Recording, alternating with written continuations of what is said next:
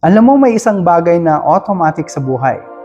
Tumatanda tayo, pero hindi automatic ang paglago o yung maturity.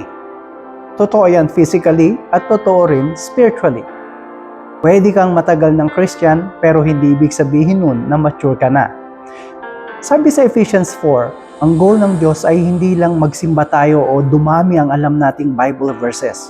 Ang goal niya ay maging mas katulad tayo ni Jesus. Kaya siguro magandang tanungin natin ang sarili natin. Mas mapagmahal na ba ako ngayon kaysa dati? Mas patient na ba ako? Mas handa ba akong magpatawad at maglingkod?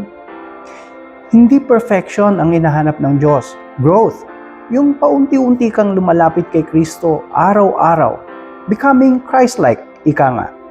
At ang totoo, mabilis lumipas ang panahon at ayaw nating manatili sa parehong status spiritually habang tinatawag tayo ng Diyos na lumago. Pero syempre, may magandang balita. Hindi ka nag-iisa. Yung Diyos na nagligtas sa iyo, siya rin ang patuloy na humuhubog at nagpapalakas sa iyo. Kasama mo siya sa bawat paghakbang mo.